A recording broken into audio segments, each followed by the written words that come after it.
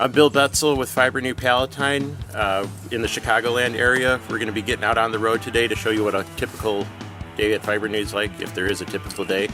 We'll have 4 or 5 stops and show you what it's like. And I'm Aaron from Fibrenew Palatine Technician. So now I'm in my 6th year, and when I first came home from training, I did what Chad and the guys in training taught me to do and went to car lots. And I found one car lot on my first day, and they had 2 cars for me, and I spent the entire day fixing 2 cars.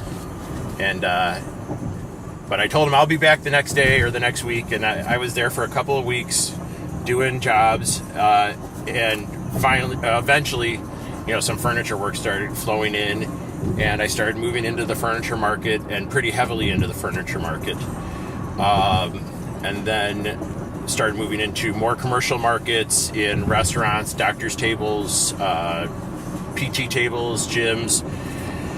And at that point, I realized that I could not continue to grow my business. I needed to have more help out in the field if I was going to grow. Otherwise, I was maxed out to where the most I could do. And now Aaron is sitting behind me. He picked up on things quickly. He's conscientious. He shows up on time. And I'm not just saying this because he's sitting behind me. We're at the Wooddale Park District today. We're going to be recovering some pads for their gym equipment. We're going to do it on site here, set up outside to enjoy the beautiful weather. So all this fits in the truck on a normal day. Got a couple tables, so I'll be working over here. Aaron will be working over here. Bit of a long story on how I got to here, but I started out working in retail like a lot of people have, just working a grocery store. Wasn't really crazy about it, but it was pretty much the only thing I could do starting out of high school, of course. And so kept with a grocery store through starting in college, thought I would go to college, become an engineer. Took my first engineering class and I absolutely hated it.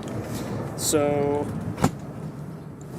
immediately kind of threw me into a spot in life where I was like, well, don't know what I'm going to do for my career or for the rest of my life now, and college isn't really that worth it if I'm going to sack money away to something I don't know if I'm going to use a degree for, so might as well just go off and do my own thing for a while. Spent kind of a year trying to find something else to do, and then the next 2 after that working in retail at a hardware store before just kind of deciding, okay, I'm really sick of retail, don't really want to go back to college, so I guess my next option is heading into the trades. And so spent a little bit of time looking into carpentry and becoming an electrician, becoming a plumber. Didn't really feel distinctly drawn to anything in particular, and then just ended up kind of falling into this through a stroke of luck or divine guidance.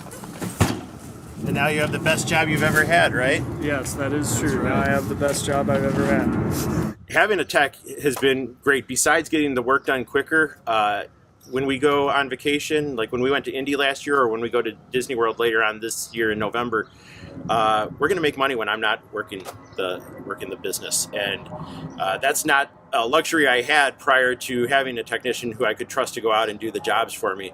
So when we go on vacation, I set up jobs for Aaron to work, sometimes in the shop, sometimes out at customers. But it's a good mix of jobs that I can trust him to finish while we're gone and for the customers to be satisfied when he's done. And it keeps the business moving forward. I don't get buried while I'm gone, and we continue to have revenue rolling in. We're wrapping up at the Wooddale Park District. We recovered 6 pads for them today using Spirit Millennium Blue, pulled and stretched.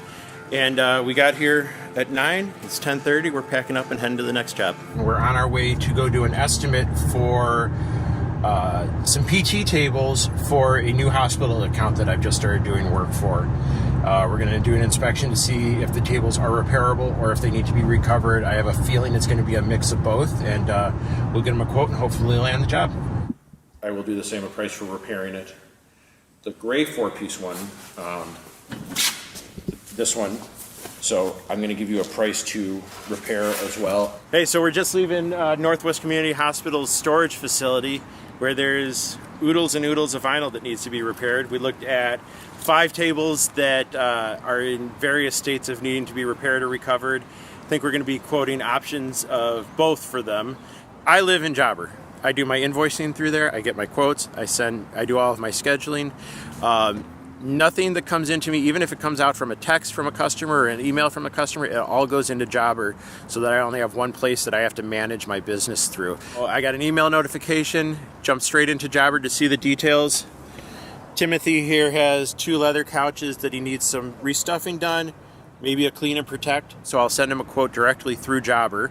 And because Jobber follows up on quotes for me, if I don't hear from him back, I'll get another follow-up from him 2 days later, and hopefully we'll be able to close that deal. If I don't hear from him, I'll reach out to him to ask if he has any questions.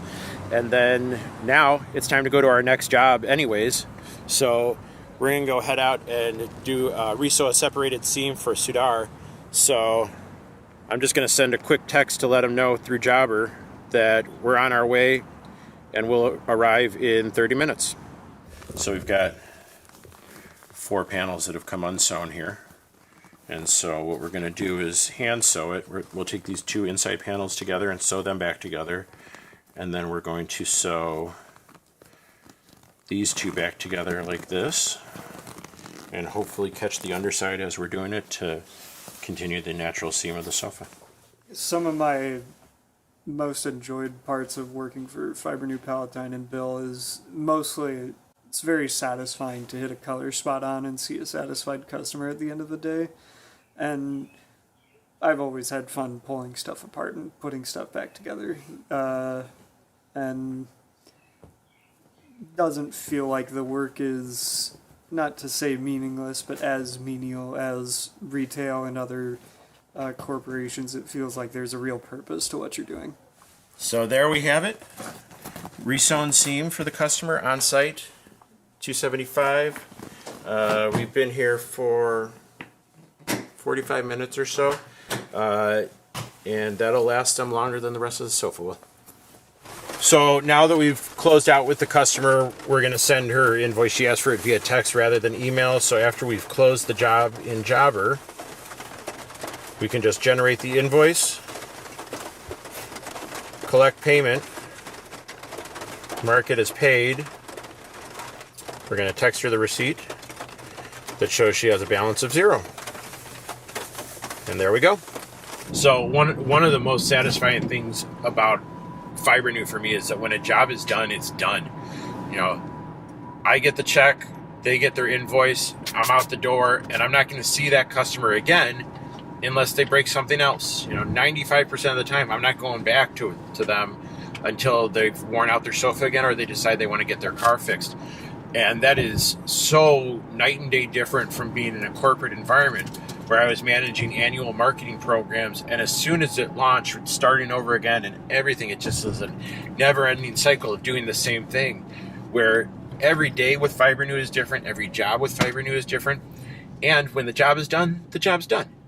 And then I go do something else, and it might still be dyeing another cushion, but it's not going to be the same color. It's not. There's always something that's a little bit different on every job, so that there's variety, and and having a start and end is just so satisfying. So we are at the lab for Northwest Community Hospital, and we're going to be doing a repair on this chair for the crack in the vinyl here. We're going to take it out to the truck, get it repaired, and bring it right back to them. We should be done in less than an hour.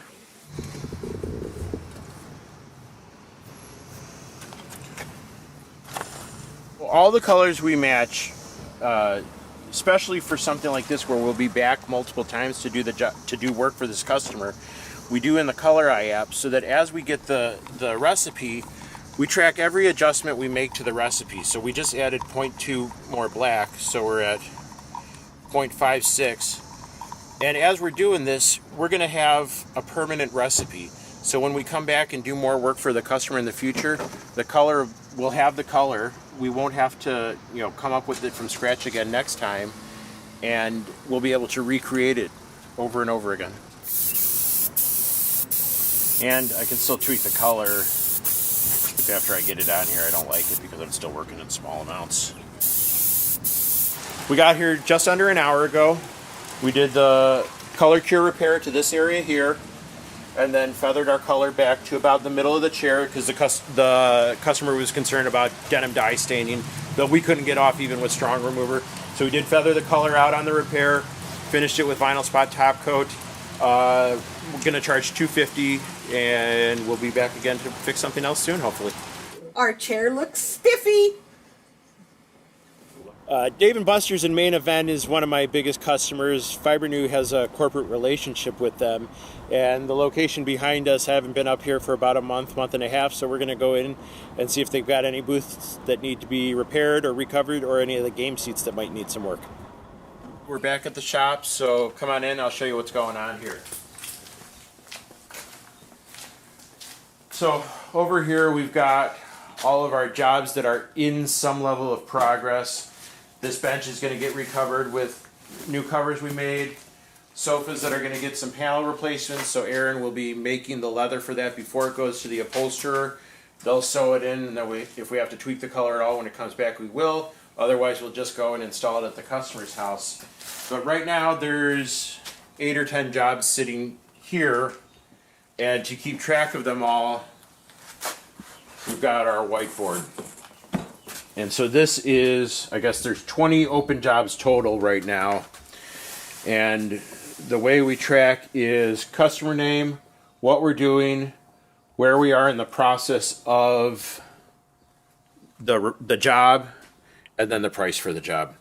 When I went through my whiteboard, we've got several jobs that are out with upholsterers right now. And I've got a relationship with 2 that I am actively working with, but 4 or 5, maybe 6 maybe actually, that I can send work to. You know, I try and stick with the ones that I'm using the most so that I always know where the jobs are and I don't have to go all over creation to get them.